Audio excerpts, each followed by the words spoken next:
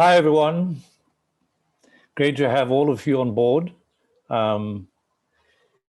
It's been a long few days, but I'm sure well worth it. The hike conference has been an amazing experience, certainly for me, with lots of very different things, but I think quite importantly, the attention being paid to primary health care. Well, join us in this panel, which is going to look at from attention to action on health systems, driving accountability for PHC in the wake of COVID. This panel is sponsored by the Primary Healthcare Performance Initiatives, which is PHCPI, in partnership with the Allies Improving Primary Health Care. And we're ever so grateful for AHAG and AMREF to provide us this platform to talk about primary health care so extensively. As you know, the COVID pandemic has literally challenged us all. And I think it's also shed light on the difficulties we face. And primary health care is, in fact, one of those places where we are struggling. And in fact, the opportunity is there with the renewed focus of all of society on healthcare to say primary healthcare matters. So how do we go about this? And we're going to explore in this session how in-country advocates, that's yourself, can in fact leverage the attention on healthcare delivery across the globe to hold governments to account for the high quality primary healthcare systems that we all expect. So what is the format going to be? It's going to be a 15-minute roundtable conversation. We're going to have a 25-minute teach-in and then a brief Q&A if time allows.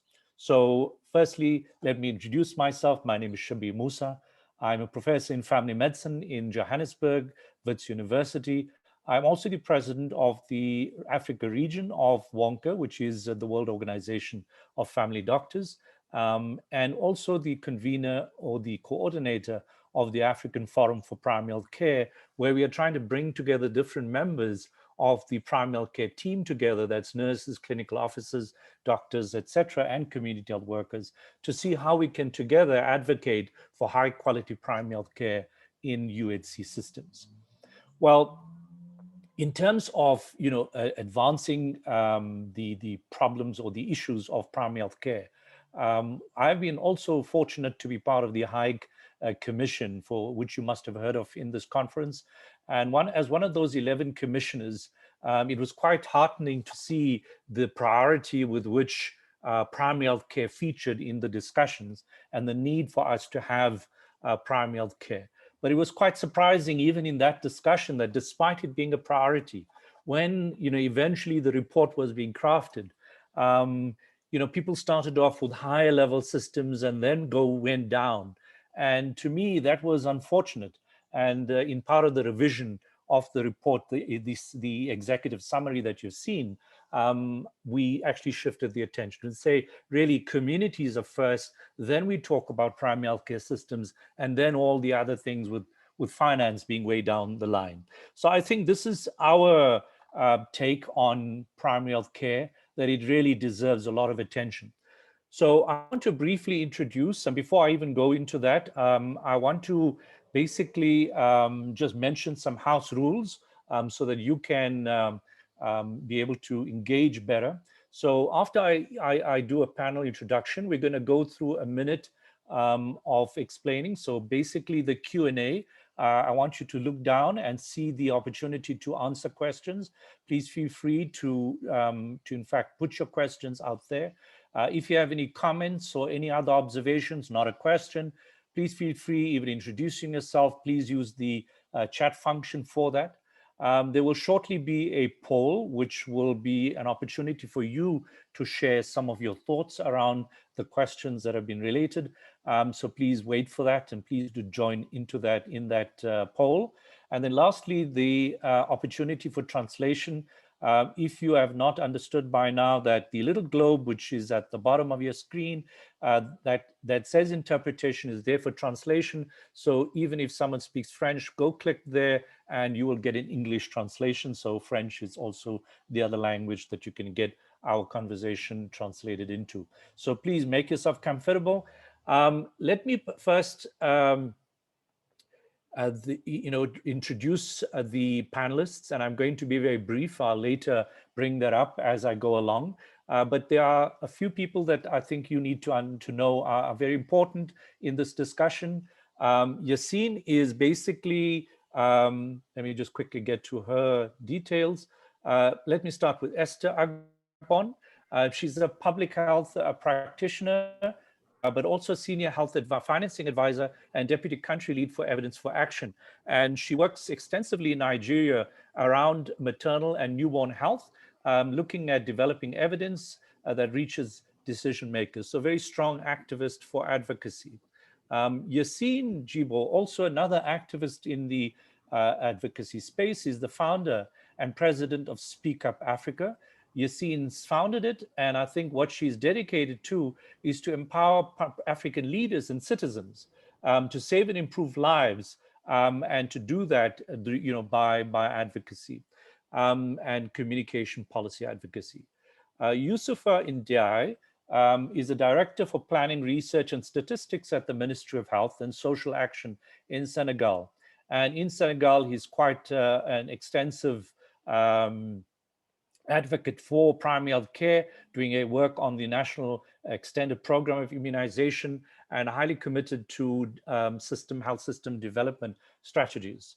Our last but not least speaker is Belinda Nimaku, who's actually the public health practitioner, but she also occupied a role as a director formerly in the Ghana Health Service on information monitoring and evaluation. And she's also a strong activist for translating evidence to strengthen health systems, especially primary health care in Ghana. So to all our speakers, all our panelists, welcome. Thank you very much for joining us this afternoon. I'm going to start off with this, opening question, and then we'll go into a bit more detail after a poll is set up. So let me just ask for each of you to just have 2 or 3 minutes to respond on how has primary health care played a role in equitable COVID response and recovery, and what opportunities do you see to leverage primary health care to ensure people's healthcare needs are met? So perhaps, Yassine, if you can start, and then we can go through the group. Thank you. Thank you very much. So maybe just to respond to your questions, I think the COVID-19 pandemic has really shown us how essential it was to protect and strengthen primary health care, and really look at ways in which we could ensure that a lot of the progress that we had accomplished working against other diseases and development issues were not compromised. And so as we were looking at the work we were doing across West Africa and Francophone countries, essentially, we were able to see a great disparity amongst the different countries. But one thing we noted was that countries that had strong primary healthcare systems were able to continue to deliver essential health services to those that needed it most during the pandemic. And, I'm sure we'll hear more from Yusuf later around the case of Senegal, but in Senegal, where we're headquartered, we've seen also how having a strong network of community health workers already practicing integrated community case management, for example, was really instrumental in ensuring that they were able to support communities, not only in being able to identify signs of COVID-19, but also using hand washing practices and good hygiene behaviors. And so some of the key drivers we've seen is really how important it is to have strong country leadership. And we've also seen that leadership at the head of state level, but also, going down with the municipalities and at community level. And as you mentioned in your introductory remarks, I think community engagement and participation in building trust and really being part of the response was instrumental in the work that was done. I think one other key element that we noted was really the need for a coordinated national health response. And really, we've seen how in many of these countries, the government brought together key stakeholders across sectors to really come together and bring a response. And I think as we look at opportunities in the future to be able to leverage. One of them will be to champion this multi-sector approach and really ensuring that we're working in an integrated fashion to be able to have a holistic response. I think it will also be important to really look at the ways in which health issues complement each other and how they all depend on having strong health systems and really being able to make that case. And maybe two additional elements, I think, is really the importance of data and having strong data systems and really being able to ensure that those are improved and being able to use real time. And finally, maybe another key element is really, as I mentioned, because it's so important to have that communication participation, that community's participation, it's really to be able to strengthen national and local civil society organizations so that they can advocate for sustained health funding, but also hold our governments accountable. Well, thank you, Yassine. Very useful points around the question of, community approaches and being able to use data and working with multiple sectors and community civil society. So thank you for that. Do you want to share, Yusuf, she's pointed to Senegal as an example. Do you want to share your thoughts on that question of, what COVID's done and what are the opportunities? Thank you very much. Yes, hi to everybody. Thank you, Yassine. You have pointed out so many very important information. And we should say from Almata to Astana, following this, COVID-19 show a lot about primary healthcare, the importance of primary healthcare in our countries in general. Just an image, before COVID-19, when some people were ill, they was able to go to Paris, to New York, wherever. In terms of equity and access to health, during the COVID-19, the borders was closed, and we remind everybody that we need to have strong primary healthcare, system. People were treated where they were living in the same city according to their clinical status, not according to their wealth or wherever. So it remains to everybody, and with the commitment of the head of state, that we need to put more resources in primary healthcare. We talk about that later, and about investment plan and all these issues.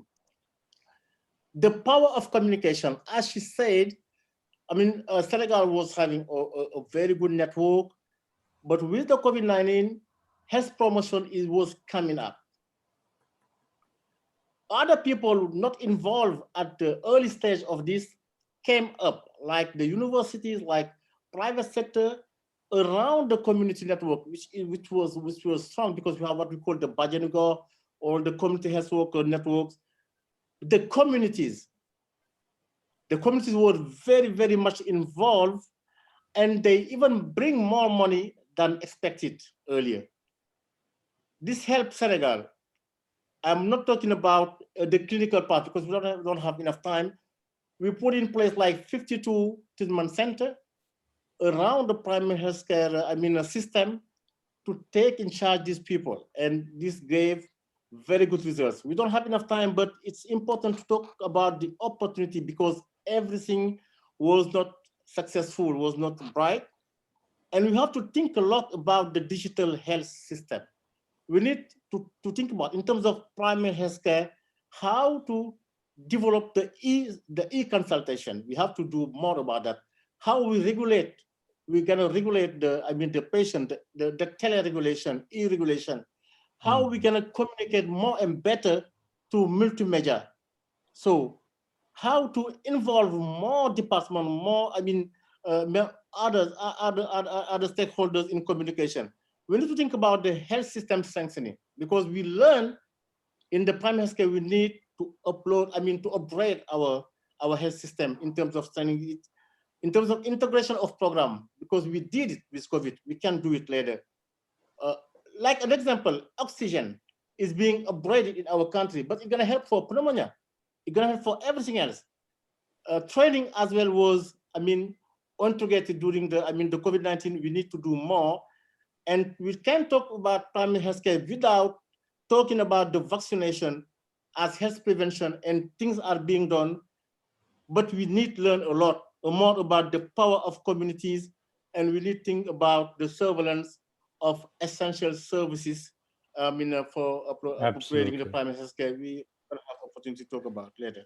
Thank you very much, Yusuf. I think that, you point out, I think the point that is seen made about equity is not only across countries, but it's within countries as well. That the rich realized, well, our wealth isn't quite counting, which I think is a very useful point in advocacy that we need to help with. So I think, as you said, primary health care became important.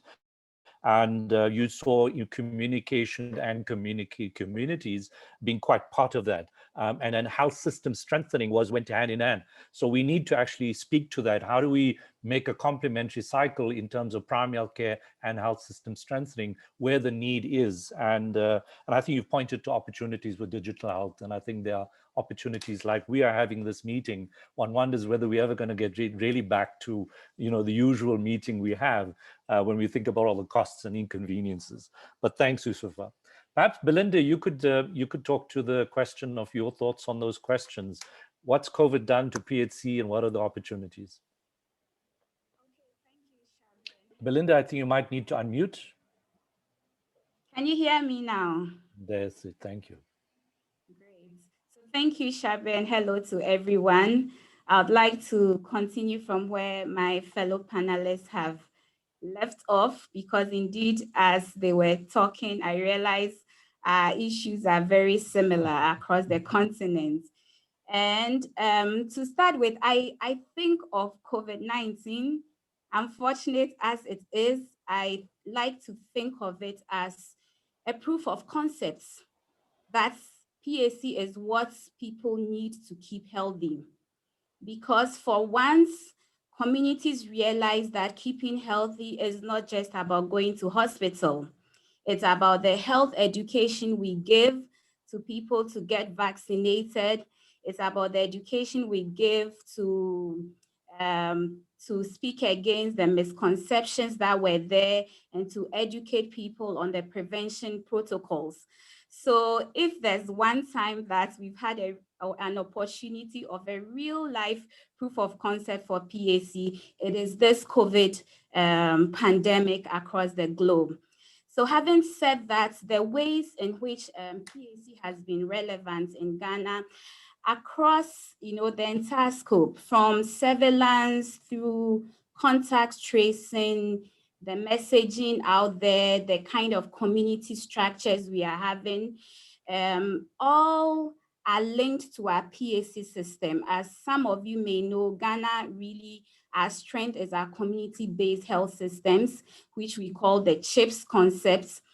And when stigmatization issues came and people didn't even want to test for COVID, when all the misconceptions about vaccines are coming out, the structures we are using are the community level structures, the traditional leaders, the church leaders. And all these is happening because over the years, we've taken time to build these community structures that help us to deliver our primary health care. Beyond that, though, there's some opportunities that have been created in addition to some that have already been mentioned. I'd like to highlight the awareness that we just don't need to improve geographical access, but we need to improve the quality. Because once COVID happened, we realized that we were challenged with the requisites skill sets, anesthesiologists, etc., to manage the critically ill. So conversations came up and the government assured the country is going to set up district hospitals, which are the apex of our primary health care, which we lack in about 88 districts in the country. So that threw some light on the need to also highlight not just the quantity of primary health care offering facilities, but also the content of it. That was one aspect. The second opportunity I have seen is also the space that has been given for private sector participation in PHC. Hitherto, private sector facilities is just primary care. They are not very much bothered about providing data. They are not bothered much about the preventive issues like immunization, etc. But as COVID came, as we're challenged with diagnostic, capacity, one of the sectors that have supported most in Ghana is the private sector, to the extent that recently we have one of the biggest private sector facilities dedicating one of its hospitals entirely to COVID management when we had the second upsurge. So that has been one opportunity coming out of it. And finally is the journalists. I think we are realizing some allies that we haven't used to full capacity. So the interest in COVID, the information, the dashboards on the various media houses, I think if we can harness that as we go on, that's one way we can strengthen PHC going forward in our countries. Thank you. Thank you very much, Belinda. I know it's tight, it's difficult to share thoughts, and I'm sure you're bursting with lots of them. So let's see if Esther has something quickly to share, and before we move on to the poll, but Esther will come back and give you more time later. Esther, go ahead. Do you want to share your thoughts as well? And you've come from the Evidence for Action kind of campaign. So what do you think are the opportunities and the challenges with PHC at the moment? Indeed, I would say that there are opportunities that were created or that were thrown out by COVID-19.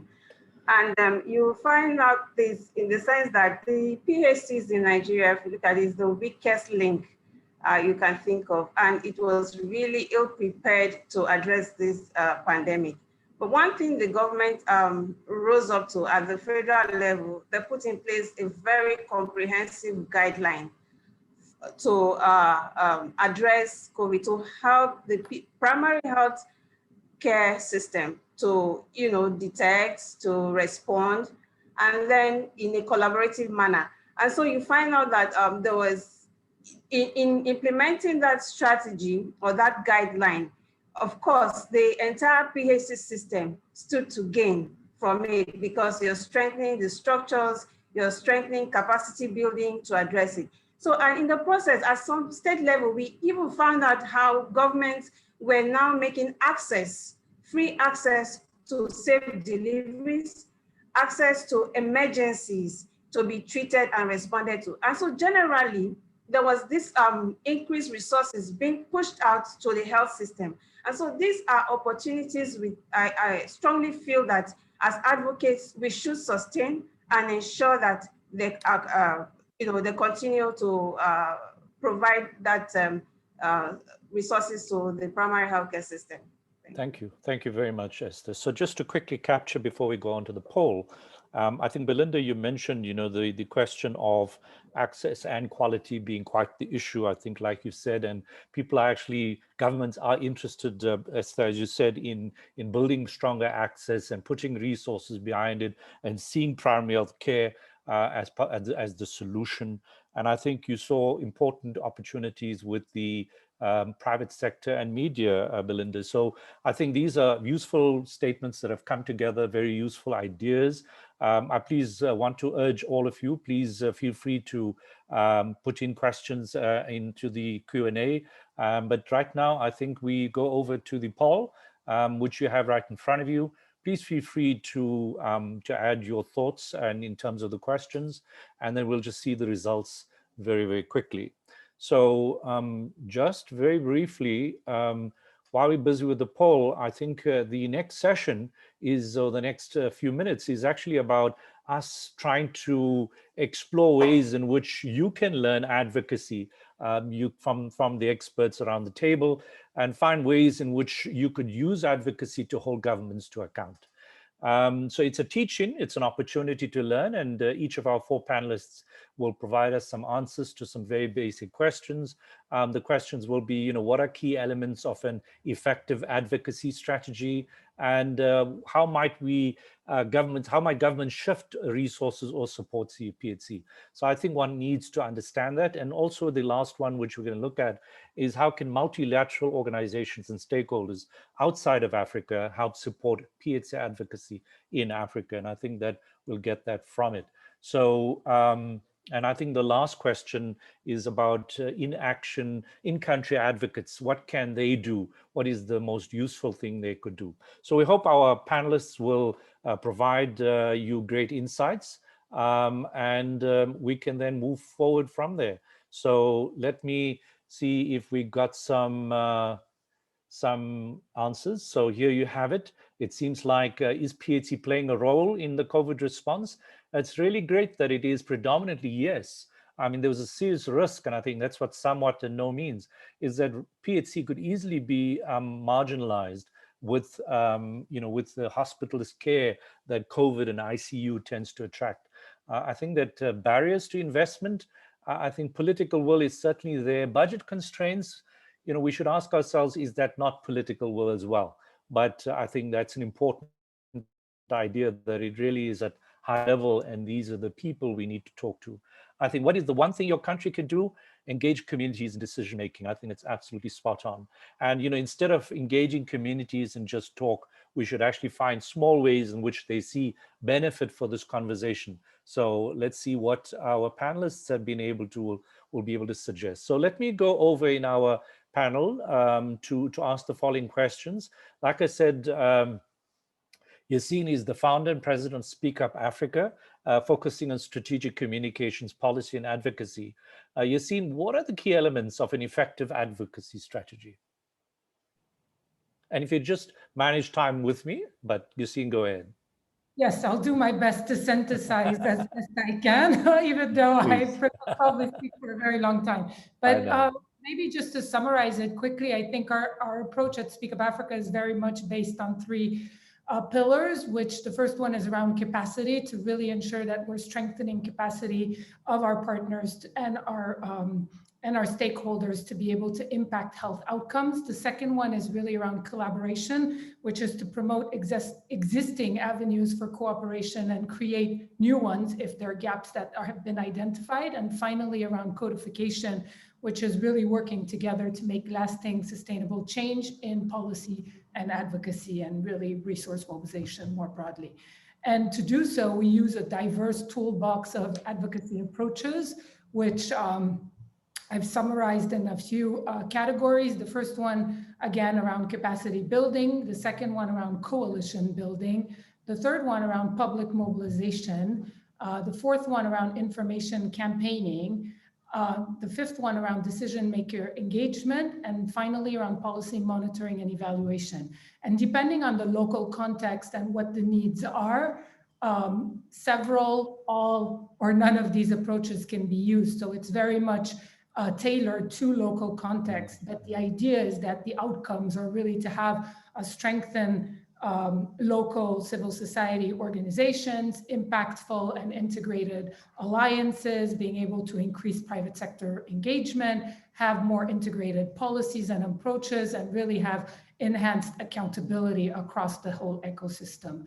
And maybe just an example around some of the campaigns. One that we've had that we launched right at the start of the pandemic was the Stay Safe Africa campaign. And the idea there was that we recognized that there was a huge risk with the pandemic presented to the health systems, and that we needed to respond. And so we brought together partners under a neutrally branded campaign to really be able to ensure that we were providing communities with simple, proven preventive tools, but that we were also bringing together multiple partners from multiple from multiple sectors, as well as looking at how at a country level we could also work with in-country partners to really be able to deliver what was needed in the countries. And I really cannot reinforce how important that element is in any type of strategy that's developed.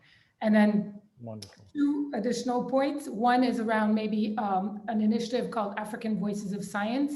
And there again, we felt it was important as part of our work to also ensure that we had leading African scientists that were sharing their opinion in order to really be able to use their voice to for communities to really be able to understand what is happening, especially as we're looking in the current pandemic context with the vaccines, as well as really looking at how we can further champion African science. And finally, with respect to the youth, we thought it was important to really look at how we can foster innovation around youth. And this year we launched the African Young Innovators for Health Award. And the theme is for the young people to develop innovations that support community health workers. And that, of course, is critical to the conversation we have here today.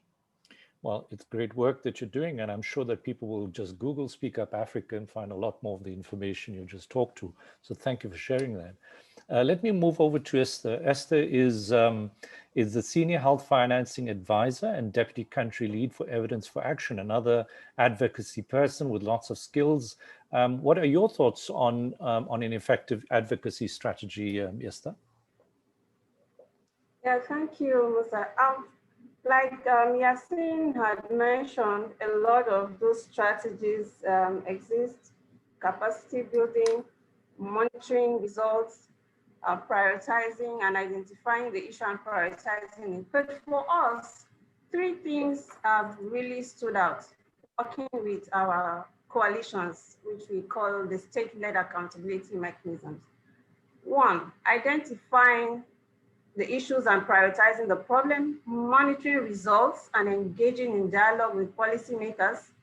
Also, building in networking and collaboration. So I tell you, for instance, in 2018, we successfully advocated and got a budget line that would fund commodities, sorry, not commodities, consumables for family planning. And that budget had been existing 2018, 2019, 2020 was fully funded. But you know, with monitoring, you see that in 2020, the budget was released was zero, as against 2019 that 98% was released. And I'm talking about primary healthcare right now. This money was directed at primary healthcare facilities. And so zero was released. And then if the people didn't go into monitoring for results, you won't have that evidence with which to engage with. So it's very important that when you have these successes in place, you constantly monitor the results. And what else works is the networking and collaboration. So within the state-led accountability mechanisms where we have our coalitions building, we have different kinds of partnerships within them. We have the civil society, we have the media who amplifies all of this evidence that comes up. And so you also have the government officials working in there as well as other CSOs. Now they have come together to decide and say, what are we going to do with these results that we found out?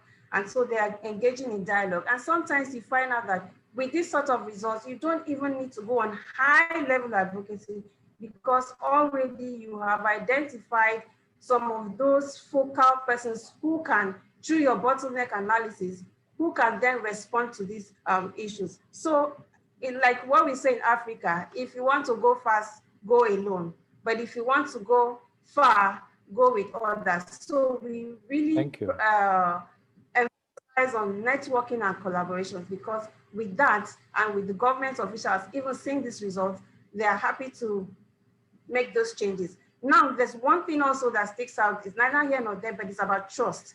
Within the government must trust your data. You must be a credible partner to the government. And so you must be able to demonstrate that the data you are using, of course, which the E4A program, we hone in on the DHIS, which is the government's data portal. Use that evidence, interpret it, and then enable them to take actions around that. Thank you. No, thank you very much, Esther. I think, both of you have pointed to the question of collaborations, coalitions, and engaging with key decision makers, especially with data. I think importantly, we've got to look at the question of how do we engage the public, and also how do we build capacity around the table for you to advocate for primary health care. So I think here's some great resources, and I'm sure that you can touch base with them in taking this forward. So let me proceed, and I think we can come back to this question, about details around advocacy. Let me ask the question of Yusuf, who's the Director for Planning, Research and Statistics at the Ministry of Health and Social Action in Senegal, as well as Belinda, who's a public health practitioner, but a former Director of Information in Monitoring and Evaluation in the Ghana Health Service. How do we shift resources and to support PHC considering COVID. What's your experience and your insights that you'd like to share? Perhaps Yusuf, you could start. Okay, thank you very much. I mean, to be honest, we should just realize we don't have the choice. Before COVID-19, if we use the PHCPI tool we work with, we were about 7% of domestic resources to primary health care. But if you take the health accounts, we are less than 5%, which is very, very low. And then we should think about two aspects. One is, I mean, the non-financial, even if there is the financial impact, because somebody should pay at the end of the day. And we learn, we have this, what I can call the immaterial thing. I mean, like the community, we have a lot in terms of shift, because the potential in the community is not highly used. And COVID-19 show we can do more with the community, and then they can have more impact in terms of resources. I mean, at this level. And Senegal did this. At the time is very short, but I say Yasin could come again on that. We have as well, I mean, local initiative, as we say, through the community, but local authorities, they did a lot. And there was resources which was like sleeping somewhere, and they just wake up. And this was very, very important. The private sector did it as well in general. But we have financial issue as well. Talking to the community, I would show they did a lot about contact follow-up. Very, very important, contact tracing and those aspects. The financial issue was very, very important. There was a shift, very important shift. I was saying 7%. We're gonna calculate how much now, because based on the contingency plan, the government of Senegal put $2 billion in general. Local authority $10 million, private sector about $3 million. Technical and financial partners, I don't have the right spending at this time, but this helped a lot to involve in primary care. And to finish, there are some investment like in social protection, which have an impact on primary care. I would say about having food, giving security, housing, water, communication, all these dissemination were very, very, and they was highly improved during the COVID-19. Thank you so much. Thank you, Yusuf. Belinda, Belinda, do you want to respond as well? And then I can just frame those comments. How can we support primary health care given COVID? So I think the first thing is to realize that there's competition out there. That's the fact. And you can't have these resources by default. You need to think like a politician. Maybe that's controversial, but I had an experience when I was once a district medical officer of health, and I was dealing with a politician who had access to resources, but was only sending it to a specific part of the district, primarily because the other part, he comes from that part of the district, and the other parts were seen as settlers. All it took was to go to him and say, well, although they are settlers, they are 60% of your voters. And we were able to get a health facility by finding out what was important to that politician, which at the end of the day was the votes. So when it comes to the primary healthcare movement, it's the same. I think it would take us being able to package our issues and finding people with that skill set to help us market what we are marketing. Otherwise, we may have all the data, but the people who hold the purse, who need to make the decision, might not be able to relate to it, or it's not very important to them. So I think it's important to think like a politician and to find out what is important to the people who are holding the purse, and also to get people to agitate. I'm sorry, I think nope, absolutely spot on. Yeah, don't apologize. Yeah, okay, thank you. Governments don't give out things by default, you know. They give out things, they allocate budget because people agitate. So one of the things we did last 2 years when we were working on our primary healthcare policy was that we created room for the private sector to lead some of the engagements. I tell you, some of the hard truths that were spoken during that engagement, some of the media, publications that came out, if that was led by those of us in the government space, those hard truths wouldn't have been spoken. So beyond the issue of thinking politically, it's also about creating spaces and finding allies who can say the things you can't say if you are sitting in the government sector. And finally, to see our communities as not just users of our services, but people who can contribute. I think Yusuf mentioned that, and we have seen that a lot through our community scorecard process, where communities come back, give us a feedback on the service we are providing, and you will be amazed some of the challenges they identify, which is similar to the Mama E4A process. They are able to actually make contributions to improve their service delivery. So in terms of advocacy and how we can, mop up more resources to the PHC space, these are some of my thoughts. Thank you. No, thank you very much. I think really provocative thinking, and I hope that people will say this is agitation class, how we agitate populations of Africa. It is. I think that what you've said, and Yusuf has also said, that is communities will respond. They do things, and we need to respect that they will try and address their problems as best as they think. And I think that we do need people with data, people with information, but we need to understand that it's communities and the power brokers, and we need to find ways to mediate that. As you say, we need to be politicians to really understand power. And power doesn't only reside in the formal spaces. There's power even in the gogo who sits and does nothing, but is able to speak very articulately in a ward meeting, when a politician comes, and then suddenly things start changing. So we need to understand power resides everywhere. So let's just quickly go through the last two questions, and perhaps I'm going to rearrange it and ask, the sort of in-country advocacy. What do you think is the most important action, Yusuf, that being in country that you would be able to do to get investments in quality primary health care? What do you suggest to colleagues around the table today? And the same question for Esther. What are your thoughts? What can we do to try and make that happen? Yusuf, do you want to, or Belinda, do you want to go first?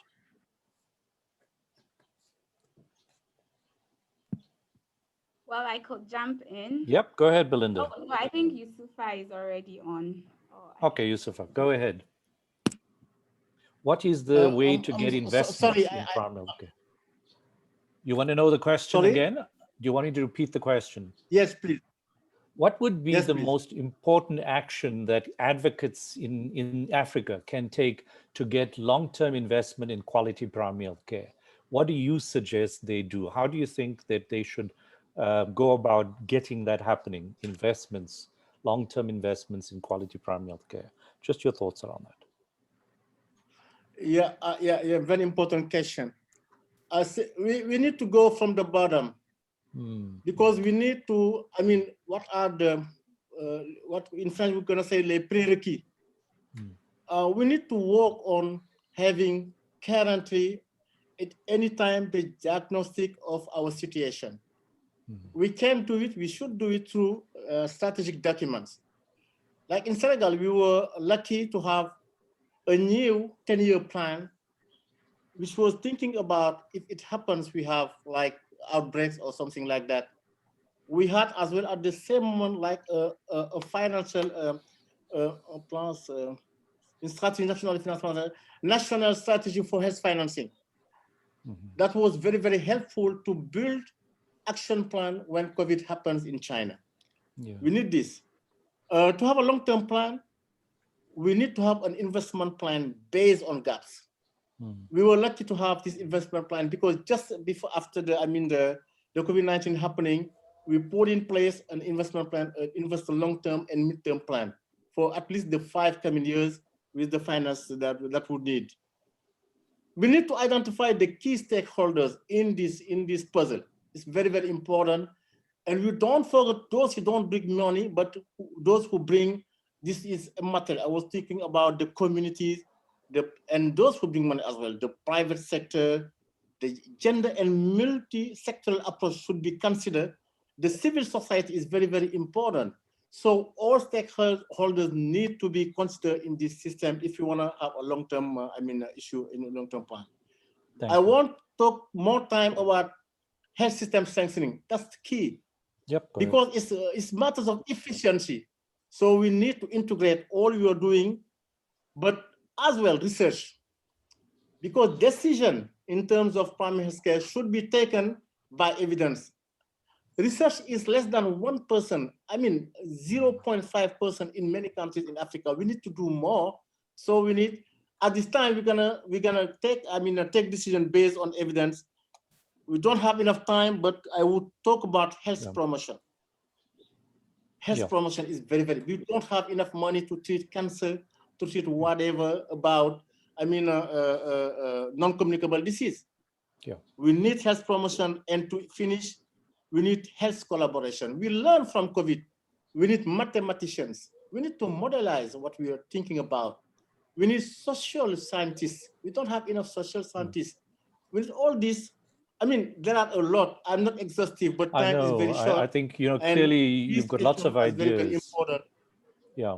And there's a lot of subtleties in what you've just said. No, thank you. And I think, Yusuf, you have lots of subtleties that you raise. And I think that anybody who wants to really grab this should in fact listen to it again. So I think you brought up lots of issues, but I'll try and recap them. Esther, if you want to share your thoughts on what, advocates in Africa can do right now to get this investment in quality primary health care? Yes, please. For me, what we need right now is sustained active citizen engagement. And this has to be from, like Yusuf said, from the grassroots. Communities have to be involved in this advocacy. And advocacy has to be at different levels, civil society, at the federal level, and then they must speak one language. Of course, how to get this out? The social media, we must all be active on the social media and traditional media. Now, from one of our sister programs in Kenya, this is what we did recently. Now we got the grassroots community for the first time to be engaged at the public participation of the budget process. And now how were they able to engage? They were able to engage because we have built capacity in them. They were able to analyze the county's strategic fiscal paper that came out based on the priorities they were looking out for and the gaps. They were able to put up a memo. And for the first time, they were able to sit on a stakeholder platform. Now, they weren't invited to that platform. They got themselves invited because they had something to say. And they spoke in their own language to tell the government. Government is to invite only implementing partners. But for this time, they had to bring them in because they knew that they were prepared. And so on the part of communities and grassroots involvement, they have to also be prepared. And how can they be prepared? By building their capacity and understanding the issues. So we have to let them understand the issues in their own language so that they can participate effectively. So in the wrap, effective citizens' active engagement is important to sustain all the gains we have gotten through COVID-19. They have to be engaged from the planning period. That is where the budgets and resources are being allocated. They have to be engaged in managing those budgets. They have to be engaged in ensuring that when the results come out, they dialogue with government to ensure that these gains are sustained. Absolutely. Thank you. So thank you. So the advice for advocacy is basically the same kinds of ideas are popping up. How do we go bottom up, engage communities, and then try to get evidence and information to bear, to support that engagement and actually help the engagement of lots of stakeholders, media, as well as those making strategic plans. I think Yusuf pointed out, the question of finance departments and finding ways in which the evidence can show the gaps and find ways in which, a lot more of the subtleties of primary health care can be brought to bear in those discussions with key stakeholders. So let's move on. We don't have terribly much time, but the last question, and I'm going to pick up on the conversation, what can multilateral organizations, those outside, how can they support PHC advocacy?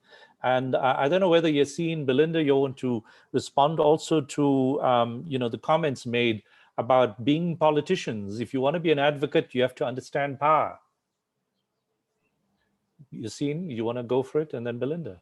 Yes, absolutely. I'm happy to start. I think it is critical for everybody to be effective advocates, to understand the political environment in which we operate and really be able to use the arguments that are needed, and most importantly, that we know will work on the policy makers that we're trying to advocate towards. And I think when it comes to primary health care, what's important is really looking at how stakeholders understanding how important the role of multilateral organizations and stakeholders outside of Africa are, and the critical role that we would want them to continue to play by providing some of the essential tools, funding, and innovation. But at the same time, I think this is where it's critically important, is for us as African organizations and voices to be able to play a leading role in the process of developing the primary healthcare agenda, and really being able to create those African-led policies and programs that we critically need for our growth and development. And most importantly, to be able to do so, we need a seat at the table. So really looking at how we can provide the appropriate platforms for our civil societies to be able to not only participate, but meaningfully engage and be able to address some of the policy bottlenecks that we've seen, as well as bring together some of the priorities that have been identified in the ground. Oh, thank you, Yassine. Belinda, your thoughts on that? I think importantly is, people need to support Africa-led, engagements around advocacy. So that's the message to people outside. What are your thoughts, Belinda? Yes, I associate with all those sentiments Yassine just shared. Addition to that, I think that it's very critical for the big funders that fund some of these vertical programs to realize that it's important some of those resources are shifted into PHC, because if there's anything we've learned from COVID, it's that you need a system to function for the response and to these specific diseases to be adequate. So I would like to applaud the efforts of organizations such as the Bill and Melinda Gates for the Resilience and Sustainable Health Systems grants, which typically aims to strengthen health systems in the countries that benefit from this grant. So we'd like to see more of that. I think it's also important that they create, I think I'm big on creating spaces, because there's nothing like a lived experience. When you have these organizations and they lack leadership and people who have really are very knowledgeable and understand these terrains they seek to do good in, then you are missing out on that opportunity. So yes, to African-led advocacy groups, and yes, to seats on the table for people who have lived this experience, and it's not just theoretical for them, and can help them enrich the packages they seek to deliver. And finally, they should support research, particularly implementation research. I think Yusuf touched earlier on research. But one of the things we are dedicated to doing is our implementation research, where we try to figure out how to do things. So it's not enough having the interventions, but also how do we roll out those interventions? How do we scale them up in the local context that we work within? And PHC, if it will be people-centered, it will be focused on the needs and responsive to the needs of the people. We need to get that part of the equation correct, where we understand how to deliver services more efficiently. No, thank you, Belinda. I know that I haven't given enough time to Esther, and I missed you somehow, but Esther, any thoughts on any of these issues in closing?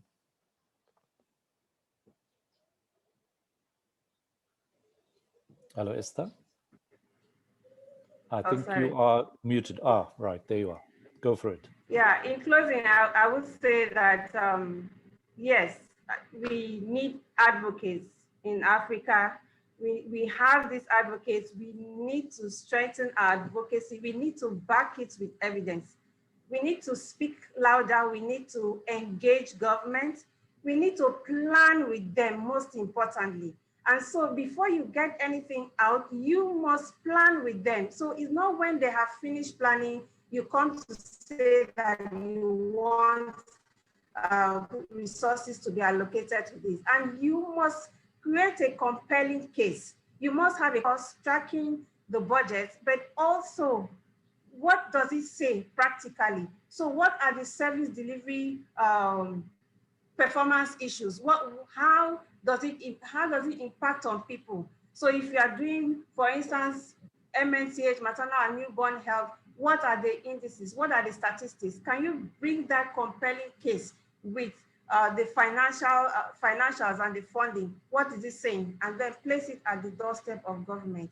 Of course, with sustained advocacy, we know that whatever gains we have made, we would be able to keep them. But if we advocate today and go to sleep tomorrow, then be rest assured that those gains will disappear. Thank you. No, thank you very much. I think you've captured it very well. And, you know, it's really a very useful sum up of all the issues that one needs to, as an African advocate for primary health care, to take note of. So tell me, thank you very much. I think we'll wrap up now. There are some few questions, and thanks to George Kimati for answering one of them. You're free to respond as well. There are two questions, essentially. One is, how do we engage vulnerable populations by those who are most impacted by COVID in PHC advocacy? Any thoughts? I think you can see the response by George, but any thoughts on it? Any other responses to that question?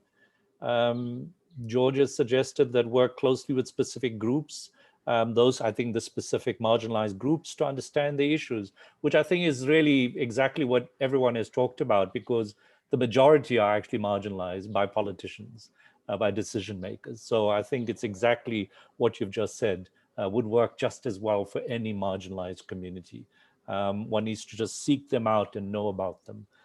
There's another question that is there, and which is a question, I'm not sure that it's from the chat box. Should specific subspecialized training be emphasized for the doctors to be, keeping in mind the pandemic, or training in school and specialization be left as is? So I'm not quite clear about the question, but I think it's about, should we be advocating subspecialist training in hospitals given COVID? Anyone who wants to respond? I know I would say, no, but you're entitled to your opinion. So anybody would advise that. So go ahead. Anybody would like to respond? Hello? I mean, the need for us to have subspecialties and specialties. Yusuf, go ahead. Thank you. I sent a text, but I would say from, I mean, the small experience I have on that in the country. At the beginning of the epidemic, of the endemic, we were just focalized on having more anesthesiologists, because people were dying from that, and we did everything we could to have it. But in the meantime, we just realized even in anesthesiology, we had other problems that were shown by research. So people were dying from this or that. And the thing is, I mean, we realize we need more research at the end of the day. We need more prospective research so as to make sure we can take in charge our patient. But in the fact, we decide to have more anesthesiologists, and we are planning to recruit a lot of them. We need to have in COVID, epidemic, more radiologists. We are working on that. But in a better way, we realize we need to reinforce the capacity of those in charge of general medicine and the nurse and the midwife as well. Because some aspect of this specialty need to be sold to them. At the end of the day, we just realized, I talk about, we need to have social scientists and other specialties which are not from medical, but in terms of public health, in a way to better take in charge our next epidemic or pandemic, I hope it's going to be in 50 years' time. Over, thank you. No, thank you, Yusuf. And once again, thank you to this panel, to PHCPI for facilitating it. Thank you very much, Yassine, Esther, Belinda, and Yusuf, for great insights you shared. I hope that all of you have enjoyed it. Please don't forget that there is a session which you should be going to from now, which is the closing session and award ceremony. I think it's in the group. Please join that. And thank you all for joining us in this afternoon. And power to you. Please advocate for primary health care. Take care, everyone. Bye-bye. Thank you very much, Xavier, for your great moderation. Bye, everybody. Bye-bye. Bye. Bye.